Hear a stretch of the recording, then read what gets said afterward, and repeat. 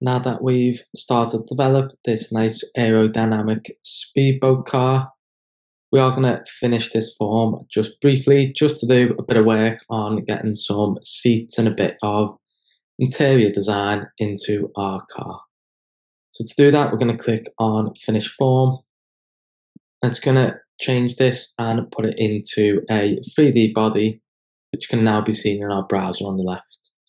If for whatever reason you've left slight gaps or maybe deleted some of these faces before you come out of that form, it might just add it as a surface body instead. But either way, you will be able to find it inside this bodies folder. So because we have made this smooth organic shape, what you'll notice is when you go to create a sketch, it can be quite difficult to find a nice flat surface to do that on. So this is my recommendation for if that is the case. Rather than going straight to create sketch, what I like to do is create an offset plane from one of those origin planes. We're going to select this one down on bottom face. What we're going to do is raise this offset plane just so it sits just above our design. That looks about right to me, so I'm going to click on OK.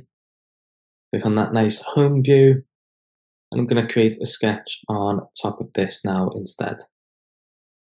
So what I'm going to do now is I am going to make an area just for the driver and the passenger to sit. What I'm going to do, just so I know that this is lined up with the rest of the car, I'm going to go to Create, and I'm going to select Project. So this is just a tool that traces around an existing thing and puts it onto our current sketch. So what I'm going to do, I'm going to select this face, and you'll see it's now shown with this purple line. Now I want to go to Create and select Rectangle. I'm going to select a center rectangle. So what I can do is I can hover over this until it shows the midpoint on the cursor. Just zoom in a little bit so it's easier for you guys to see. Hover over this, and when it comes up with that triangle, it is placed on the midpoint. What I'm going to do though is I'm not going to click just yet. I am just going to scroll the mouse up, and it'll come up with a dotted blue line showing it's in line with that. I'm going to follow that until it's at a set distance that I quite like. Click on it, and it adds the center of the rectangle, and then I've just got to select how wide and the height that I want for this rectangle. I'm going to go with about there. I'm going to click on Finish Sketch. And then this is what I'm going to do just so we've got a little area for the driver and passenger to sit. I'm going to use Extrude. I'm going to select that rectangle that we've just nicely added in line with the center. And I'm just going to drag this down instead. And what you see when you do an extrude is it will come up with this little option here, operation.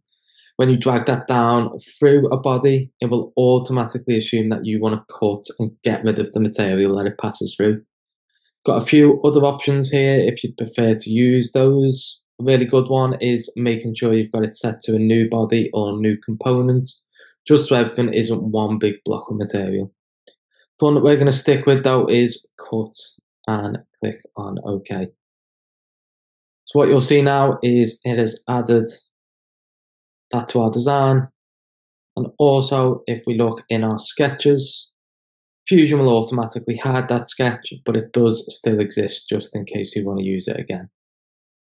Again, like always with Fusion, if we're not quite happy with it, we have also got our timeline at the bottom. And we can simply right click and do Edit Feature if there's anything we'd like to change. And it will then change anything that happens after the timeline so that it all matches up. Once again, nice and lucky if you've got to the end of this video, because it is another badge for following along, and that is your badge for creating an extrude. Keep it up.